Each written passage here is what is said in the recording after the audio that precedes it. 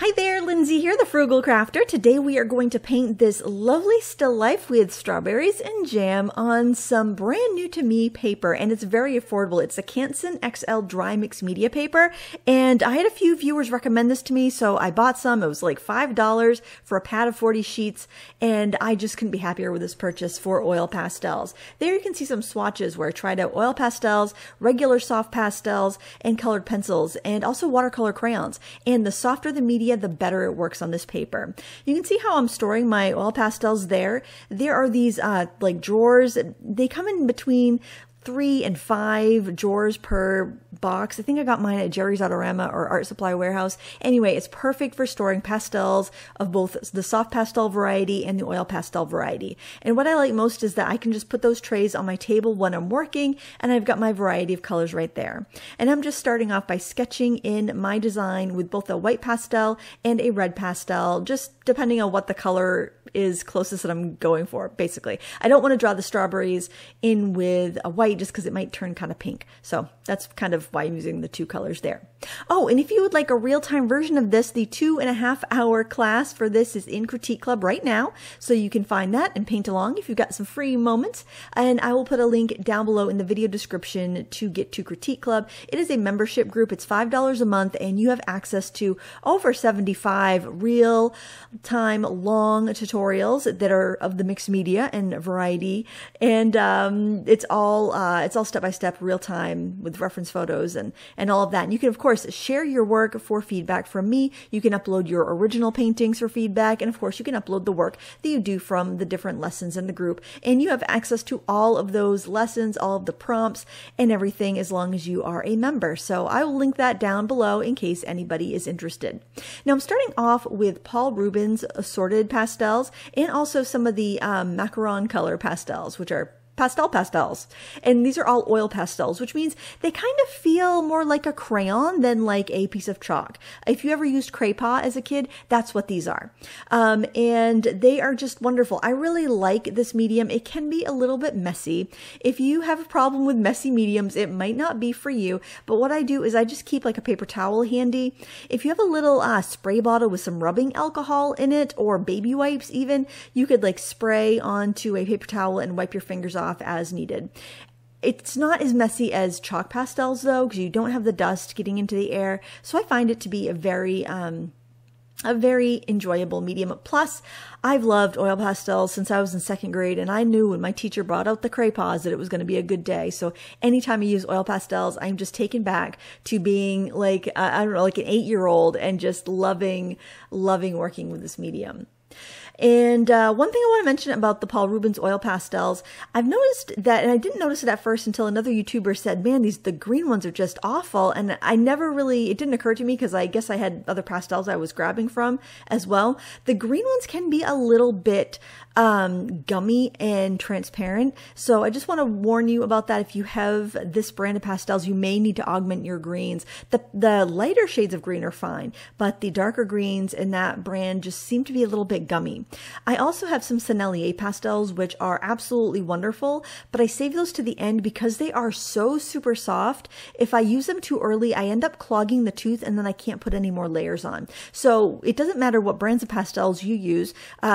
Just what I would do is I would scribble them out a little bit on a scrap piece of paper and determine what pastels feel softer to you and kind of put those aside for your final layers and find the ones that feel harder to you and use those for your first layers. Like, I have other pastels that are in, because I only had 2 drawers free that I could put these pastels in, so I just used my Paul Rubens and my Sennelier. But I do have some other brands of pastels, like the Pentel Arts, which are very hard. And now I hear people say now they kind of smell like oil. They don't, the ones that I had didn't smell bad at all. But I've heard that lately they smell kind of like petroleum, like gasoline.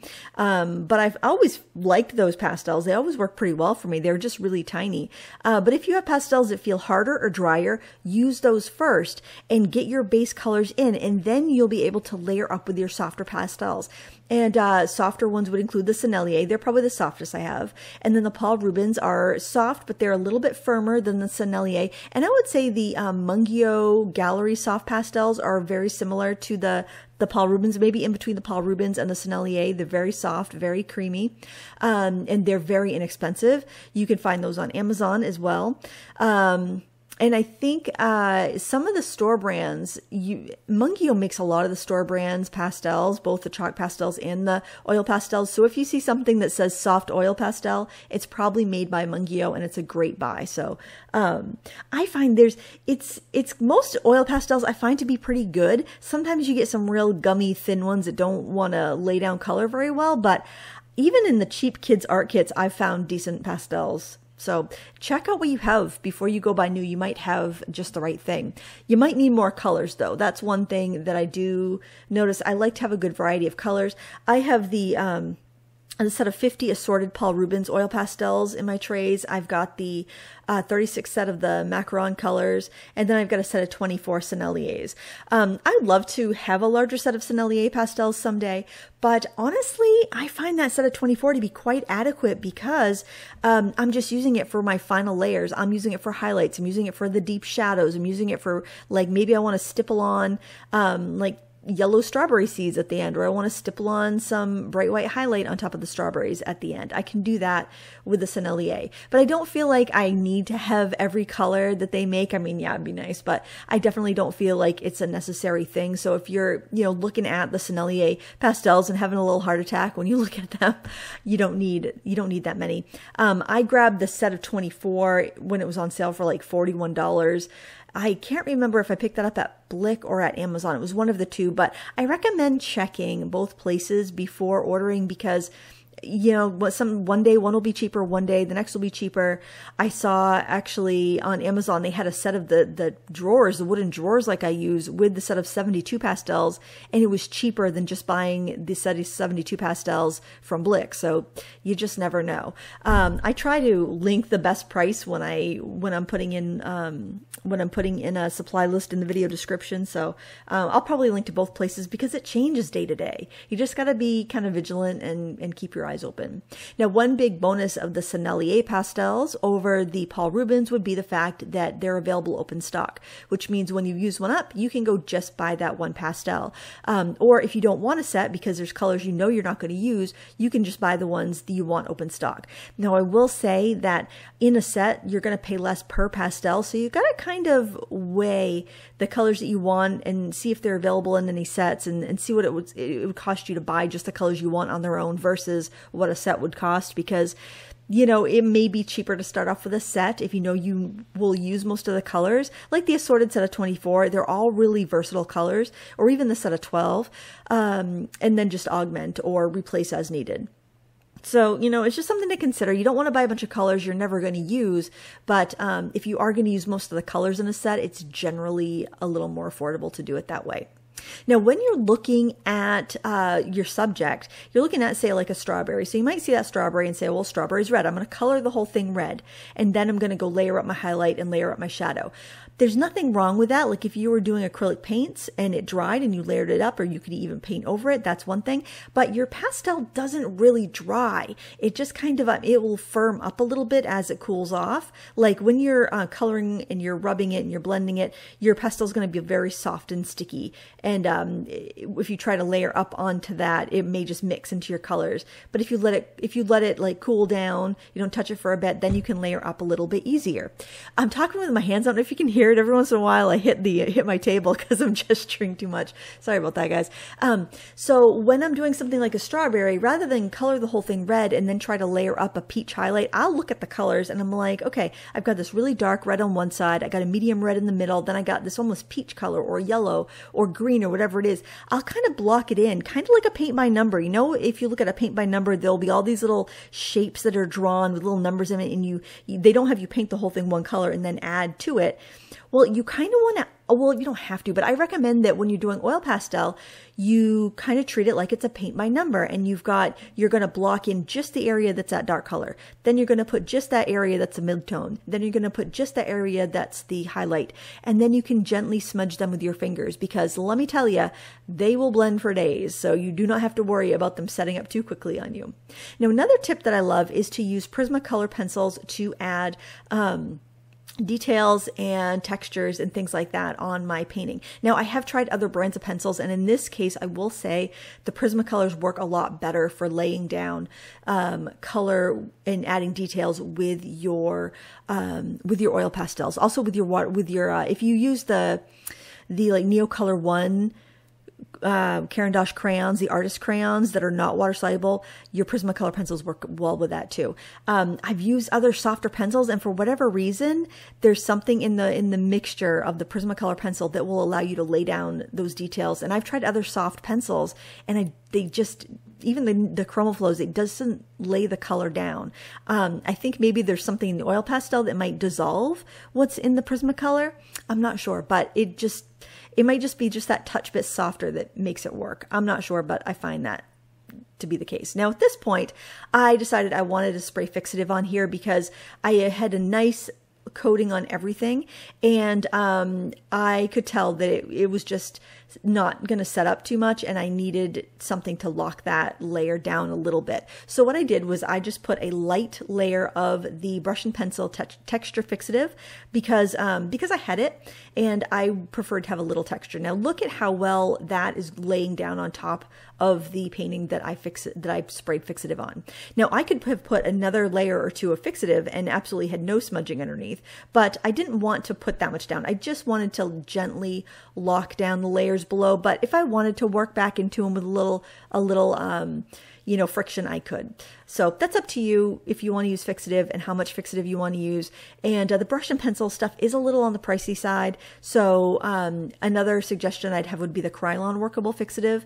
It's much cheaper. Sennelier makes a Fixative. I haven't used it personally, but I have members in Critique Club that have used it and recommend it. So you can experiment, but I will say that the brush and pencil works really well. And I like that because I can use it on my color pencils as well. And to be honest, I don't use Fixative all that often, so it doesn't make sense for me to have a million different kinds to pick from for as much as I use it. Now, another fun tool to use with your oil pastels, especially if you don't like to get your fingers dirty, and especially if you like to get a little more detail, would be silicone tipped tools. Now, you can find these at your craft store. I recommend looking in the rubber stamping aisle because they're cheaper than if you buy them in the painting aisle. I don't know why. Same thing, same product. It's cheaper in the rubber stamping aisle. I think it's under $10, I believe, for like 5 mini little tools with the silicone ends. And then if you want the bigger tools, I recommend looking for nail art tools on Amazon, the silicone tools. And what you'll get is like a pack of 5, and they'll be double-ended. So you'll have duplicate ends, and that means you can have a set for travel, or you could have a set to share with a friend, or you could have a set for your nails and then a set for your oil pastels, because you'll have duplicate ends and you won't need that many in your kit.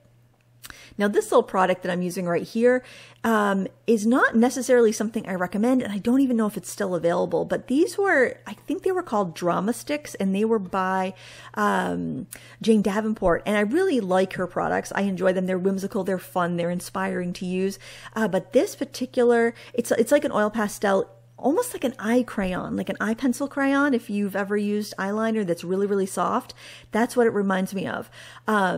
And it's difficult to sharpen, and I think you almost need to put it in the freezer before you try to sharpen it, because the material is so soft that it just kind of gums up. But I did use that a little bit for some of the red and white highlights because I had those colors.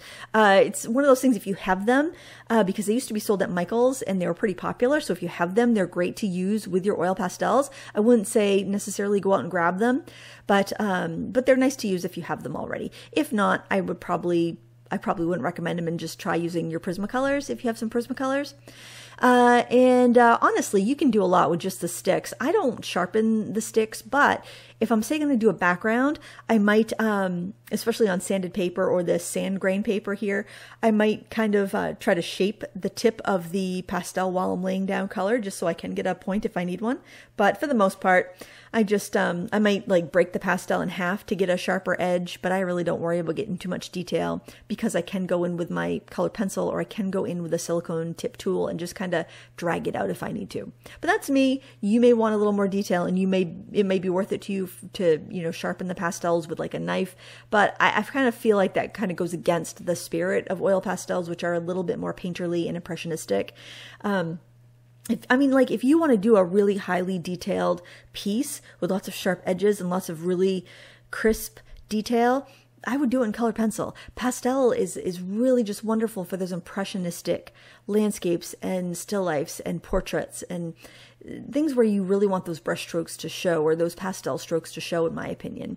And I think it's a lot of fun, and it's really easy to overwork. So just be careful if you find yourself fussing and festering in the same area of your painting. I highly recommend you take a break. And that break might be, you know, going outside for some fresh air, or having a cup of tea, or just kind of setting it up on a shelf or on an easel and walking away for a while and coming back and looking at it with fresh eyes, because you don't want to overwork it. But when you're really up close to your painting, you may just think it doesn't look done. It's never going to look finished. It looks so sloppy. But when you put it on your easel, or you rest it on a shelf and you look at it from the other side of the room, it will look beautiful. Have you ever been to a museum and looked at an impressionistic painting up close? It's just dots and dabs. But you back up on the other side of the room and you look at it and it's breathtaking. That's kind of what you get with your oil pastels. You don't want to overdo it.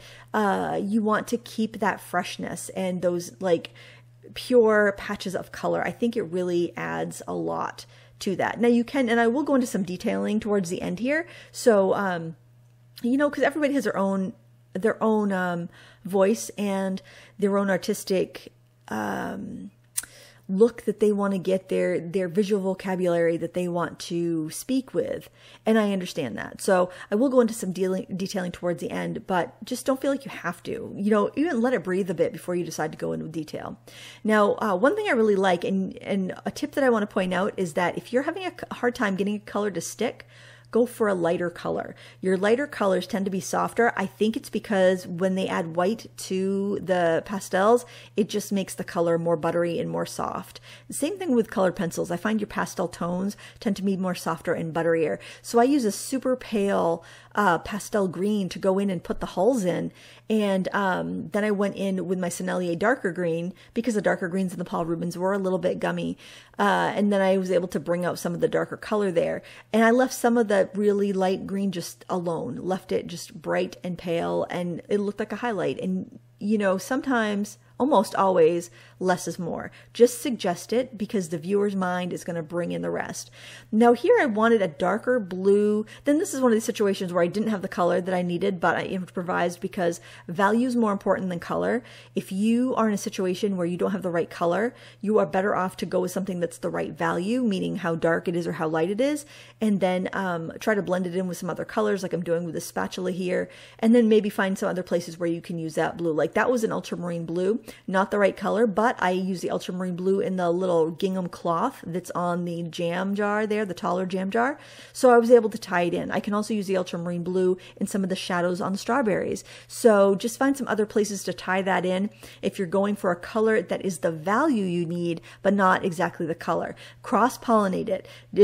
Pretend you're a bee and you're cross-pollinating the crop. You're going to add a little bit of that blue here, a little bit of it there. You're going to bring it as part of the painting. You're going to make it part of the light that's in the painting, and it's going to work.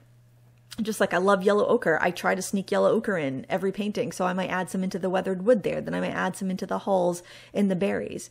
Now this right here, I kind of regretted it. but then I pushed through it. So in my reference photo, there was these kind of like, almost looked like a willow tree, kind of like, you know, those kind of dangly weeping willow leaves.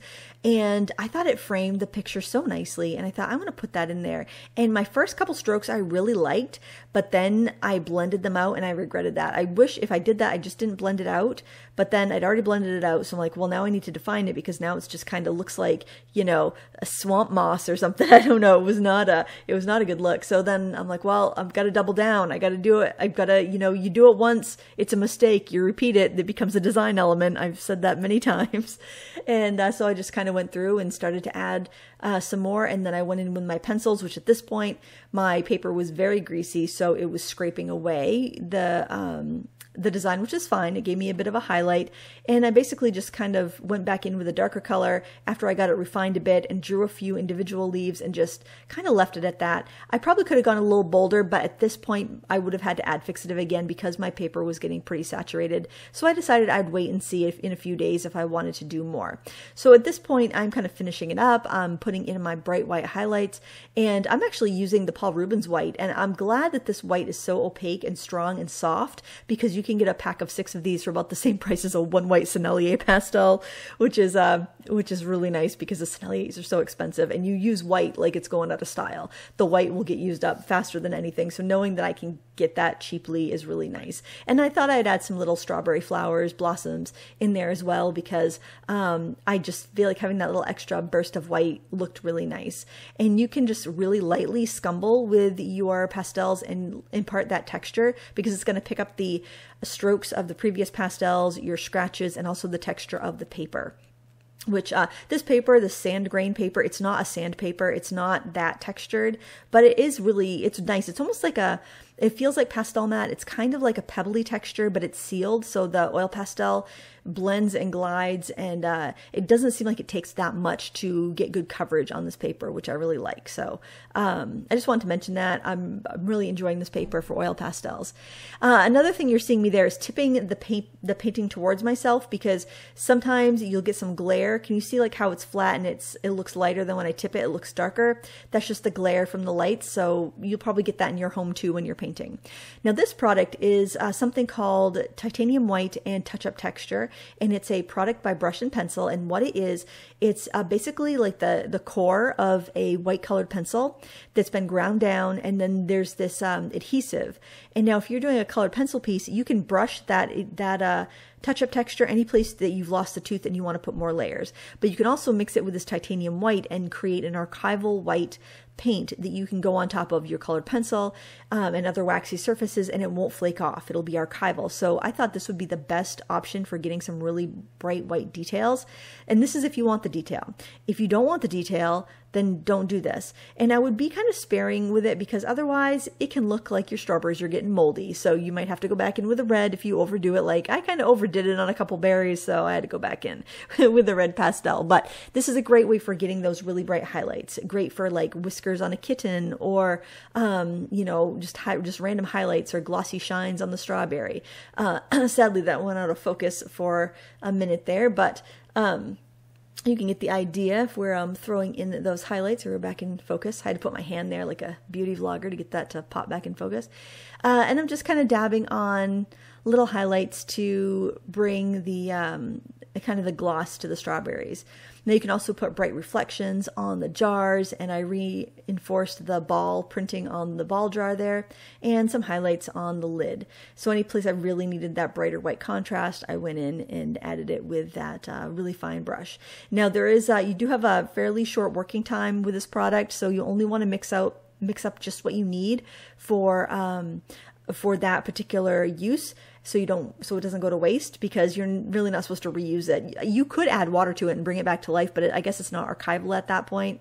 And there, the taking off of the tape, which I really like, and you can see the finished artwork here. It was so fun to paint. I really enjoyed it, and I just love the complementary colors of the red and the green, and the teal and the red also look really nice together. So if you'd like a real-time version of this, you could check it out in Critique Club. I promise I do not talk this fast in my real-time narrations when I'm narrating live. So if you want to find out about that, I'll have a link in the video description. Thank you so much for watching. Until next time, happy crafting.